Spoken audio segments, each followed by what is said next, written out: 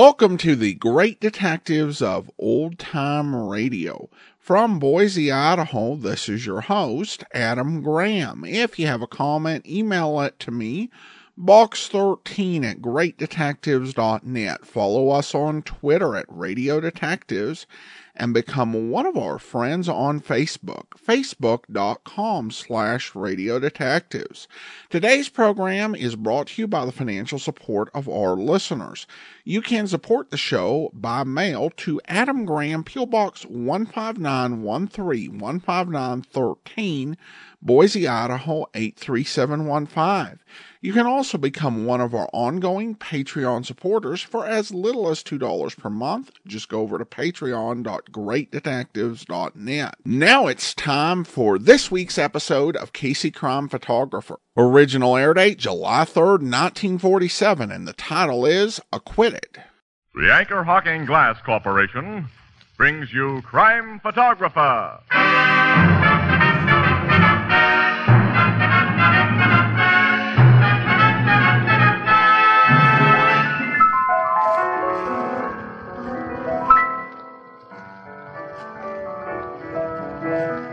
Say, Ethelbert, did you hear about the latest crime wave? What crime wave, Casey? It's a series of crimes that occur regularly every week. What's so unusual about that? Well, for one thing, every one of these crimes is solved in exactly half an hour. Gosh, do they have any idea who's responsible? Why, sure. It's Crime Photographer, brought to you each week by Anchor Hawking, the most famous name in glass.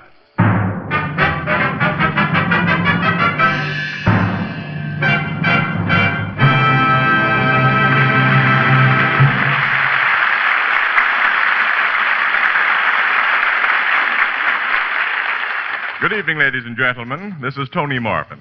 Every week at this time, the Anchor Hawking Glass Corporation of Lancaster, Ohio, and its more than 10,000 employees bring you another adventure of Casey, Crime Photographer, ace cameraman who covers the crime news of a great city. Written by Alonzo Dean Cole, our adventure for tonight, Acquitted.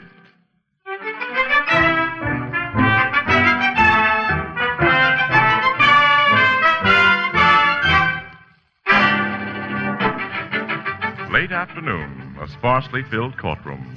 Opposing attorneys, witnesses, spectators, and the accused stiffen to attention as the jurors file into their box. Then the foreman is summoned to state the verdict. We, the jury, find the defendant not guilty. I told you it'd be that way, Annie. Well, you didn't have to tell me, Casey. I knew. Quiet, please. Quiet. No, Judge Lucas will deliver a few remarks. He always does. Well, I Quiet. hope they're very few, because I want to get to a telephone. Ladies and gentlemen of the jury, this court thanks you for bringing in a verdict that is altogether in accord with the evidence that was presented to you. And similar thanks is accorded to the defendant's attorney, Mr. Freeman, for his presentation of his case. Thank you, Your Honor. Nuts. Freeman's a louse. You can say that again. But for the police officer who has figured so prominently in this case, the court has nothing but censure. Now it comes, Annie.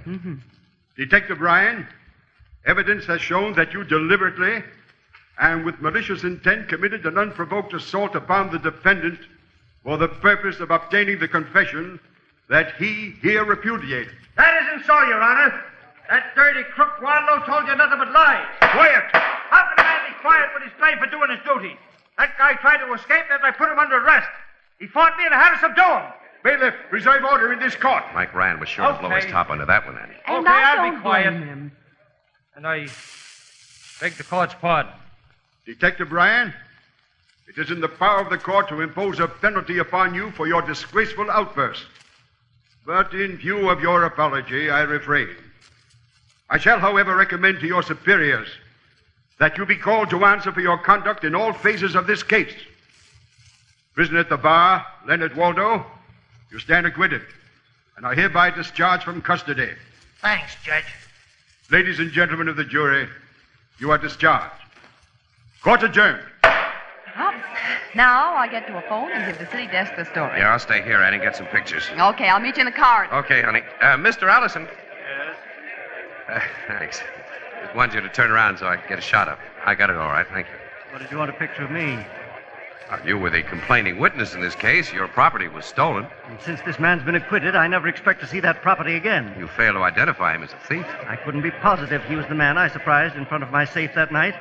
And one must be positive. But you originally identified him as the guy. I said then he strongly resembled the burglar, as I said it again today. I never said more than that. I see. Excuse me, I want to say a word to the Assistant District Attorney, Mr. Casey. Yes, sure. Hey, Freeman. Hello, Casey. You and your lucky client look happy for the camera? Okay. Watch the birdie, Lenny. Yeah, sure. Thanks, I got you. But, what did you mean by lucky client? This lad was innocent as a newborn babe. Yeah, you just heard the jury and the judge agree on that, Casey. Sure, Lenny, I heard. I still say you're quite a lawyer, Freeman. Say, look ahead. Newspaper guys are naturally cynical, Lenny, and Casey's right about you having a good lawyer. Yeah, you're a good one, all right. Huh?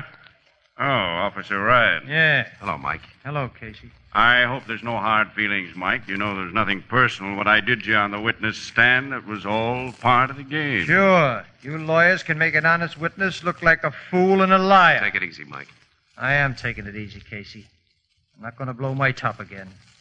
I'm just telling this slick mouthpiece I think he's a crooked louse. Look here, Shut Ryan. up, Freeman. As for you, Waldo, you know I didn't beat you up to get a confession out of you. You started to play rough, and I took care of you. I should let you have it right now, but, well, I won't. That's all. So long, Casey. So long, Mike. You gonna let him get away with that, Freeman? No. Hey, Ryan. Say, you two guys aren't Keep gonna... out of this, Casey. Hey, Flatfoot. What? We're gonna tell you a few things, copper. Oh, Hey, yeah? Freeman, you're supposed to have some brains. Big Mike Ryan is dynamite when he gets started. Ryan, my client and I were going to let you off easy. But since you've decided to be nasty, we'll see that you face not only departmental charges for manhandling a prisoner, we'll slap a civil suit on you for damages resulting from assault and battery. You're not going to do that, Freeman. That's what you think, you big ape. No dirty thief like you calls me that. Mike! Let go of me, Casey. I'll kill him. Hey, Allison, help me hold this chop. He's a slug. We've got him. Hold him, Mike, hold it, will you? These birds were only trying to make you lose your head. Don't play into their hands. Okay, take your hands off me. I promise not to sock them. What's going on here? Huh? Oh, hello, Sergeant. Nothing's going on, nothing at all. Casey's made a slight understatement, Sergeant. Officer Ryan just tried to attack my client and me. It was a deliberately provoked attack, Sergeant. I was leaving the room holding my temper, Sergeant, when these two came... Okay, Mike. I'll make no report on it to add to your other troubles. Other troubles? Yeah. Commissioner sent me here for you. You're to report at his office right away. Oh, well, that means... Judge Lucas just talked to him over the phone. You can guess what it means. I'm sorry, Ryan. Yeah. Oh, okay, Sarge. Let's go. So long, ex-copper. You're going to miss that badge of yours. Listen, Waldo and Freeman. I'm going to get you two for this. Just remember that. Gentlemen, you're witnesses to that man's threats. Yeah, Freeman. And Mike Ryan's not the only one who'd like to take a poke at you two.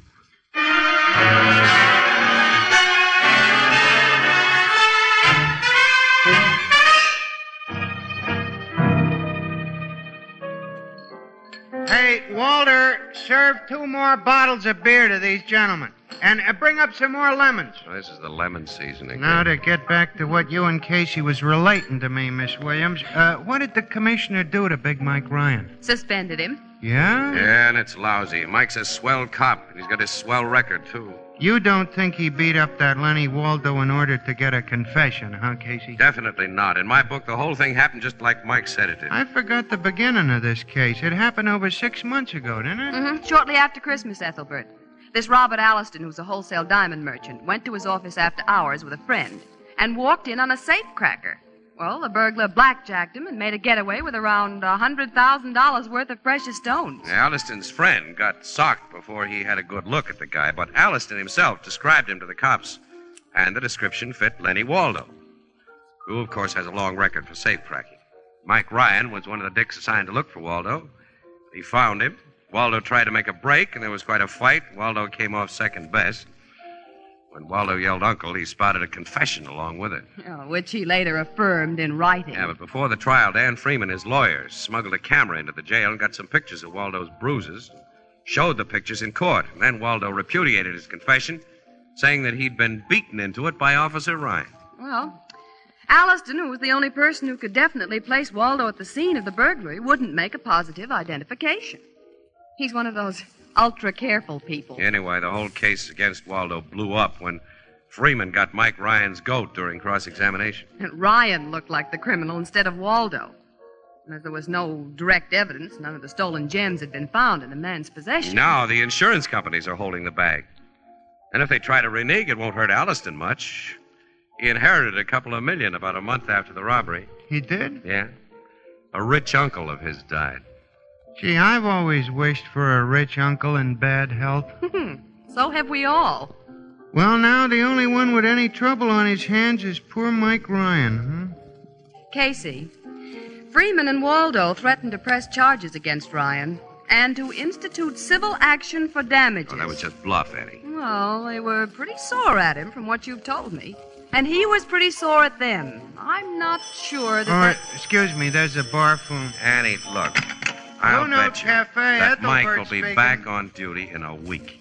And that Yeah. Waldo and Freeman It's for you, will Casey, go... your city desk. Huh? Oh, see, give it to me. Hmm. Hello, Burke. Yes, I'm here again. Yeah. What? Gleiber's Cafe? Yeah, sure, I know where the place is. What? Wait a minute. Say that again, Burke. Okay, we'll get right over there. Hey, what is it, Casey? Dan Freeman and Lenny Waldo have just been shot to death, Annie. Shot? And Mike Ryan's accused of the murders.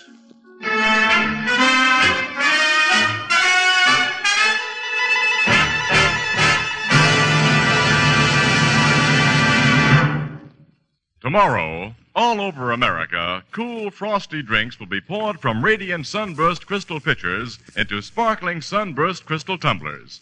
The radiance of this brand new kind of anchor hocking crystal can be compared to a finely cut diamond, its beauty to the rarest hand-cut crystal. Yet sunburst prices are incredibly low. Now, here are just a few examples. Sunburst crystal glasses for fruit juice are only 5 cents apiece.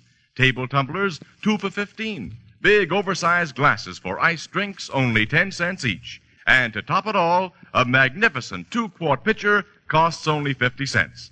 Now, you'd expect to find crystal as beautiful as this only in a jewelry store. But as a matter of fact, all next week, the windows and counters of the retail stores of America will feature brilliant displays of sunburst crystal, priced from 5 cents up, slightly more in distant cities. Now, you'll recognize sunburst immediately by its unique sunburst design. So look for it, ask for it. Sunburst Crystal, a product of Anchor Hocking. The most famous name in glass.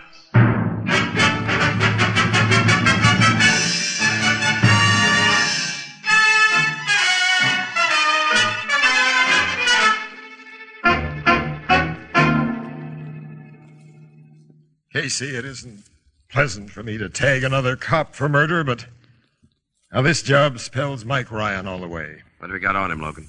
Tell us what happened, Captain. Well, Gleiber's Cafe here was a regular hangout for Freeman, Miss Williams. After he won a case, he usually brought his client here for a celebration. Yeah, I know that. So did Ryan know it, Casey. It was a cinch he'd find Freeman and Waldo together here tonight at Freeman's regular table, which is in line with that window there. You mean the two men were shot from that window? Yeah. Opens on a dark alley.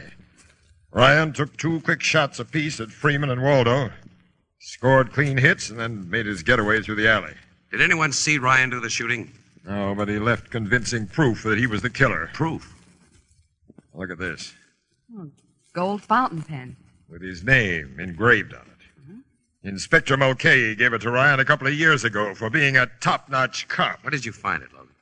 In the alley. A few yards from that window, where it had fallen from Ryan's pocket. Someone may have lifted the thing from Mike and planted it there, you know. I'd like to believe that, Casey, but... Well, Ryan was seen in this neighborhood tonight. He was. Only a few blocks from here, Miss Williams. The guy lives on the other side of town, and he was under suspension, so no duty could have brought him here. Well, it's hard to picture Mike sneaking through a dark alley like a rat and shooting 2 guys in cold blood. He was awful sore, Casey, and he has a rotten temper. Well, it's an open, quick temper. It gets red hot in a few seconds and cools off almost as fast. Look, you or I or nobody knows how fast a temper cools off. Your guys found him yet? No, but they'll be bringing him in pretty soon. I'm going back to headquarters and wait till they do. You mind if I stick along with you?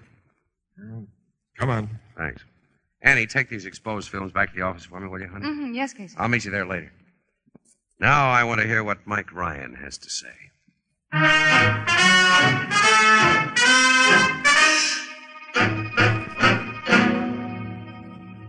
I swear I didn't do it, Captain. I didn't know a thing about it till I went home and found Sergeant Flanagan waiting there for me. What were you doing near Gleiber's Cafe just before the shooting, Ryan? I explained that to the sergeant, sir. I want to hear it. Well, okay. I got a phone call at my home tonight from a guy who wouldn't give his name. He said he'd give me a tip on the Weinstein robbery last week if I'd meet him on Elder Street between Lexington and Grove at 10:30. Now, you've gotten that kind of calls from crooks yourself, Captain. And so have you, Casey. You know that's so, Logan? Keep out of this, Casey. Okay, sorry. So you were in the neighborhood, Ryan, only because you received this mysterious summons to be there, huh? Yes, and that's God's truth. Of course, your man showed up. Well, no, he didn't.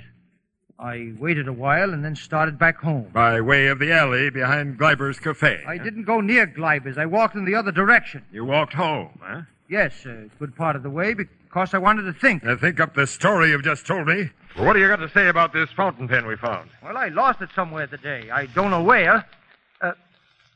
Captain, I've been framed for this job. You've heard that excuse from plenty of crooks yourself, haven't you? Yes, and sometimes it was true. 1 time in 1,000. Oh, yes, I know that.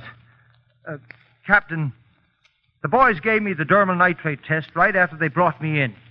It proved I haven't fired a gun for days. You know all the tricks, Ryan. You could beat the nitrate test. Well, yes, that's so. Well, where do we go from here, sir? I'm not going to confess to something I didn't do. And you know I won't let my man beat a confession out of you as you beat one out of Waldo. What's that? You heard me. I think Waldo told the truth in court. I think your story about his attempted escape was phony. And you're a cockeyed fool. I think you're a liar, Ryan, and a cold-blooded murderer. No man talks to me like that. Let me go, boys. I'll kill him. I'll kill him. You want to kill again, don't you? Kill, just as you did tonight. When something starts that temporary ears boiling, all you can think of is murder, isn't it? I get it. And I fell for your act, Captain. I know I've got a tempter, but I'm not a murderer. Take him away, boys. Let him sit in a cell a while and think. Maybe he'll get wise to himself and tell the truth. Come on, Ryan. All right. Casey. Yeah, Mike? You're not a cop with a cop's way of thinking. Do you believe me? I think I do, Mike. Thanks. Let's go to that cell, boys. You really believe his story, Casey? Yeah. I think you do too, Logan.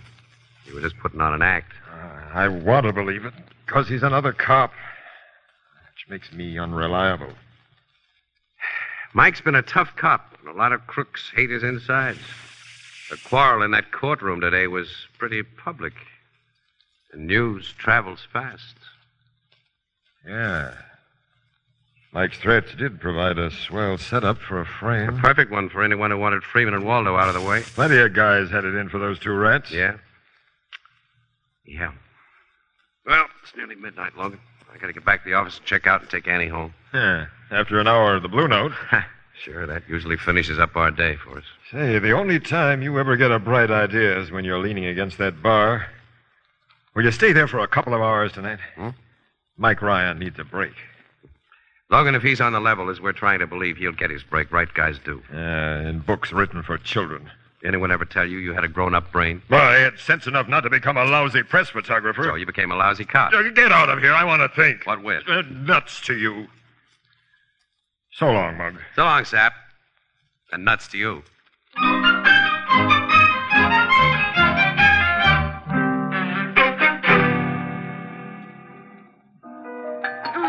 If we could only figure out who stole Ryan's fountain pen, Casey. Yeah, sure. That's the key to the whole thing, Annie. If the guy's been framed. But some dip might have let it slip out of his pocket. He may have lost it on the street. Somebody picked it up. Yeah. As soon as you get that ice chop, Joe, go down the cellar and bring up some more club soda. You hear me, Joe? Okay, Applewhite. Oh, gee, I'm tired, Casey. I just had to mix up highballs for a party of 8. Party of 8 is a pretty young person to be drinking highballs. Huh? Nothing. Oh. Oh, I get it. It's not bad. Not bad at all. It was terrible. Not that Was bad, it? Annie, no. Yeah, I guess you're right, Miss Wales. You two still puzzling over that murder? I'm getting nowhere, Ethelbert. Say, ever since you come in, I meant to tell you and forgot. I heard something funny tonight about them guys who was killed. What? I got talking here at the bar with a young fella I know. He's studying to be a lawyer. Bunny Shell, his name is. And he said he sat in on Waldo's trial for a while today, you know, to kind of pick up pointers. So? Well, so he said he was very much surprised that Dan Freeman didn't tell the jury about Waldo's alibi. Well, he would have if the rat had had an alibi. This young fella said he had a dandy. Oh, now, how did he know? Well, he'd seen Waldo a lot of times at a bowling alley where he goes to, and he knows Waldo was there at the time he was supposed to be robbing that safe, because Waldo picked a fight with him. Almost. Hey, wait a minute. He can't be sure. Sure he's sure. Well, okay, a good alibi would have gotten Waldo out of jail right after he got in. The guy Ethelbert talked to is nuts, Annie. No, he ain't, He's always talking to Casey. nuts. No, he's a nice fella. Smart, too. He said he got so curious about why no alibi was mentioned at the trial, he went up to the bowling alley and checked. Guys who worked there told him Dan Freeman had come around there after Waldo was arrested and got him to sign papers about him being there at such and such a time. But they didn't hear from him again. Did he tell you what bowling alley it was? Yeah, the Acme on 11th Street. Acme. All right, Annie, come on. We're going to do some checking there. Why? It may be Ryan's break. Oh, I don't get it. Annie, if this story's true, the whole thing is simple. I'll know who really killed those two guys tonight and why.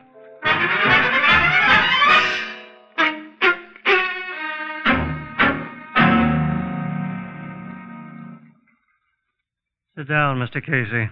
Thanks, Mr. Alliston. To what am I indebted for this visit at this hour in the morning? Are we alone here? My servants are all in bed, if that's what you mean. Why do you ask? I think you'd prefer to hear what I have to say alone. I have no idea of your meaning. The meaning is money. Money? Mm-hmm. Yours. A lot of it. Talk straight, Mr. Casey. Okay. I know that you killed Freeman and Waldo tonight and framed Mike Ryan for the job. You're mad. Am I? And you killed them, Alliston, because they were cutting themselves in on most of the dough you inherited from your uncle. Really? Uh-huh. You're beginning to interest me. Go on. Around last Christmas time, you didn't have your uncle's millions. You needed dough. And you figured that a good way to get it was to steal from your own business. So you staged a fake robbery. This is ridiculous. The police were thoroughly satisfied the robbery was no fake. Sure, you and Dan Freeman staged it so well. And your description of the thief was sure to result in Waldo's arrest. Do I interest you? Go on. Well, to make it look good to the insurance companies, someone had to take a rap for a while. So Waldo was brought into the scheme. He made a confession that he'd robbed your safe after protecting himself with an alibi he never had to use. Your identification of him was just positive enough to hold him, but so unpositive that a jury would acquit him. But these characters double-crossed you. Now they could send you to jail for conniving in the theft of your own insured property, and they're putting the screws on tight now, right? You seem to be doing the talking. All right, I'll go on. When it seemed certain that they'd take most of your new insurance in blackmail, your new inheritance, you watched for a chance to double-cross them. Mike Ryan's threats in court gave you that chance. And when you helped me keep him from socking Freeman and Waldo, you slipped his fountain pen out of his pocket. Later, you made the phone call that brought him to the neighborhood of Gleiber's Cafe. You did a smart job, Alliston. Almost smart enough. And how would you attempt to prove this wild theory? You've heard about the dermal nitrate test, haven't you? Dermal nitrate test? Yeah, that establishes whether a man has fired a gun recently. Oh, of course. Freeman and Waldo were shot less than 4 hours ago. The tests applied to the man who shot them would be conclusive. Shall I call the cops and ask them to test you? You said you came here for money. You're a blackmailer. Another one, just like Freeman and Waldo, only wiser. Purely out of curiosity, How much do you want? $100,000.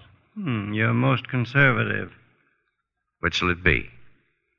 The money or the cops? Neither. Oh. Why that gun? You're no smarter than Freeman and Waldo, Casey. And I'm going to kill you, too. And then what happens to you? This is my house. I surprise a prowler in my home and shoot him, as anyone has a right to do. And the shot I'll fire at you, Casey, will account for the result of any dermal nitrate test. So... Nice shooting, Logan. You knocked the gun right out of his Oh, hand. gee, you waited so long, Captain. I was afraid that Casey... This guy would only have shot Casey if I hadn't got him first, Miss Bridget. My pal, Annie. You were outside this window all the time, Captain? Uh-huh. There, Elliston. I put the bracelets on you nice and easy. There isn't a bruise on you or a bump. I'm going to take a picture of him, Logan. Yeah, that does it. Now no shyster lawyer will convince a jury that Alliston's confession before witnesses was gotten by way of anything but simple kindness.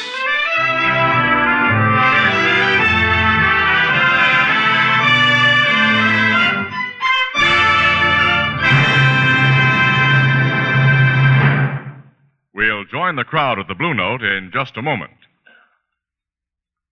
That 4th of July picnic or fishing trip tomorrow will be a lot more fun if it's topped off with a good cold bottle of beer. And be sure it's beer bottled in the convenient new Anchor Glass one-way, no-deposit bottle.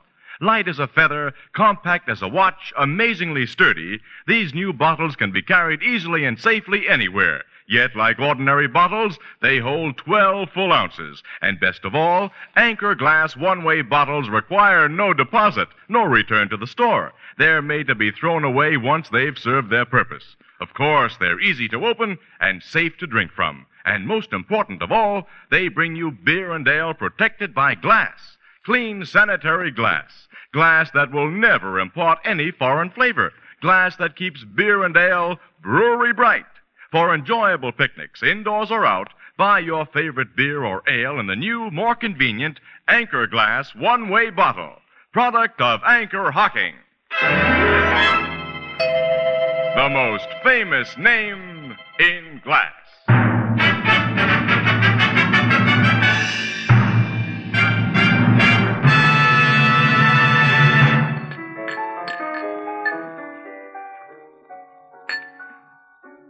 Mike Ryan's back on the force, huh, Casey? Naturally, Ethelbert. Sure. Mm-hmm. And reinstated, with apologies from the commissioner and Judge Lucas. There's a couple of things I still don't understand. Why did me telling you about Waldo's alibi give you the big idea that... Ethelbert, when a crook gets into a jam, the first thing he pulls is an alibi. If he has one, that is. Well, Waldo had one, yet neither he nor his lawyer ever even mentioned it. No, there had to be a reason. Sure. The only reason must be that he wanted to be thought guilty of that robbery. Oh, which was covered by insurance. So they were trying to fool the insurance companies. That's right. And they'd have no point in doing that unless the insured person, Alliston, was in on the deal. And then, knowing Alliston had inherited big dough, it was a cinch to figure the blackmail angle. Oh, sure, the whole thing was perfectly simple. Yeah? Simplicity itself. Casey, there's a couple of things I still don't understand. Would you mind explaining that again? Come on, Annie. This is where we came in. Good night, Ethelbert. Good night. Huh?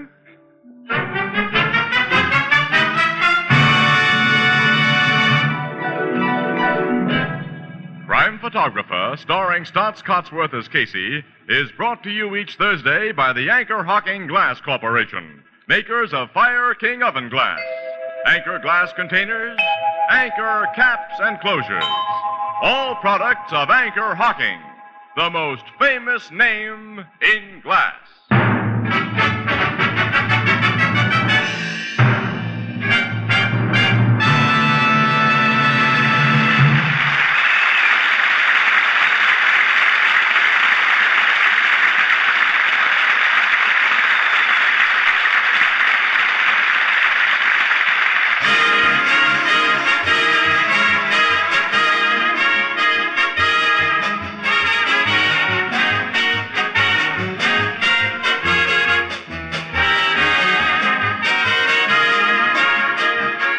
Photographer is directed by John Dietz. The original music is by Archie Blyer, and the program features Miss Jan Miner as Anne and John Gibson as Ethelbert. This is Tony Marvin saying goodnight for the Anchor Hocking Glass Corporation of Lancaster, Ohio, with offices in all principal cities of the United States and Canada.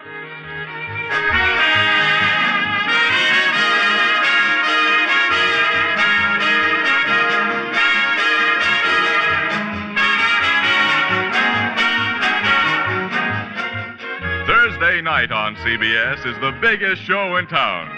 So stay tuned for exciting dramatizations on Reader's Digest Radio Edition, which follows immediately over most of these stations.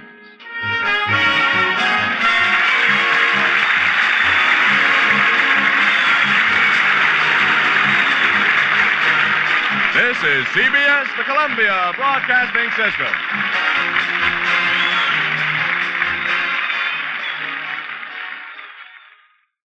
Welcome back. Well, kind of an interesting episode. And to me, this does tend to highlight the role that Ethelbert plays in a lot of these stories. And also, in general, the role that alcohol often played in detective fiction. In the 40s, but more so, I think, in the 30s, you had detectives who were often totally sloshed, aka drunk, like Craig Rice's John J. Malone. Though that doesn't come off too much in the radio series, though that may be because it was post-war, and I think that had fallen out of favor to a great extent, the detective who was perpetually drunk. We also saw it, Anthony Boucher did a detective who was an ex-policeman who solved crimes, who was very drunk. We did a special on that way back about 3,000 episodes ago, the Screwpole Division, episode 0650. It's quite different by the time you get to Casey. He does go to the Blue Note to have a drink and ends up getting clues to solve the case. But it's not the alcohol that helps him solve the case. It's generally Ethelbert, who has an unusual way of thinking and will often say something that gets Casey's mind headed on the right track. In many ways, Ethelbert is almost like this magic plot device. I kind of think they carried a bit far in this episode because Ethelbert is able to produce a key witness for Casey, and I prefer it when he just kind of redirects Casey's thinking and ultimately leads to the solution rather than, giving it away with this really key clue. One thing interesting to note over at bluenotebulletin.blogspot.com is for today's program, they actually have a clipping from the Minneapolis Star-Tribune of the radio ad. And while I mentioned the networks, it never occurred to me that at this point that Casey and The Man Called X were airing at the same on the same network and actually on the same night.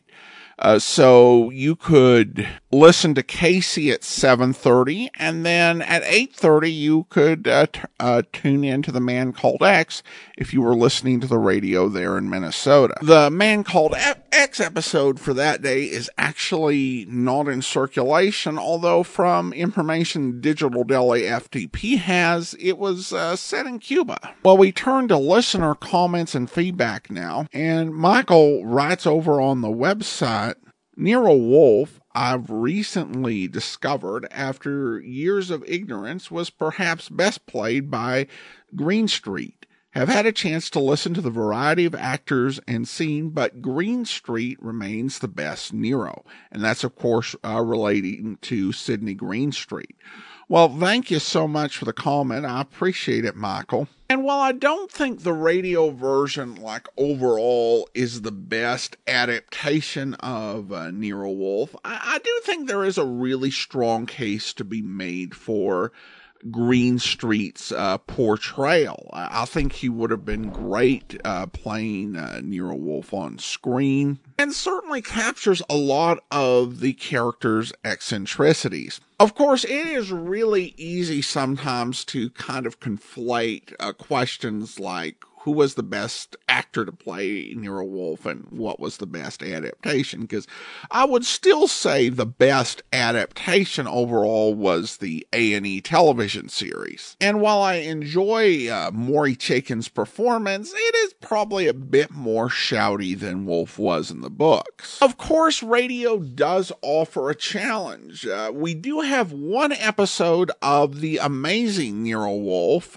starring Francis X. Bushman as Wolfe and Elliot Lewis as Archie Goodwin. And I enjoy that episode really well, and I like Bushman in it. I might even, if I had a similar number of episodes of The Amazing Nero Wolfe as I do the New Adventures of Nero Wolfe with Greenstreet, I might even prefer Bushman more. But without actually having more than one episode, it's really hard to compare one episode to 25. You really get to see, Greenstreet playing the character and doing a lot of different things. Plus, with a name like The Amazing Nero Wolfe, I wonder, were there some superpowers involved? But at any rate, Michael, I definitely think there is a strong case for Greenstreet's Wolfe being one of the best, if not the best, performance of the particular character. All right, well, I do want to go ahead and thank our Patreon supporter of the day. Thank you to Tom, Patreon supporter since April of 2019, currently supporting us at the Seamus level of $4 or more per month. Thank you so much for your support, Tom. And that will do it for today. If you do enjoy this podcast, I do encourage you to rate it wherever you download your podcasts from, and we also welcome your reviews. If you are listening to this when it is reposted on YouTube, be sure to take the appropriate YouTube step of subscribing to the channel, marking the bell, and hitting the like button. Join us back here tomorrow for The Fat Man. We'll be back next Monday with another episode of Casey Crime Photographer. In the meantime, send your comments to box13@greatdetectives.net. Follow us on Twitter at Radio Detectives and become one of our friends on Facebook, facebook.com/Radio Detectives. From Boise, Idaho, this is your host, Adam Graham, signing off.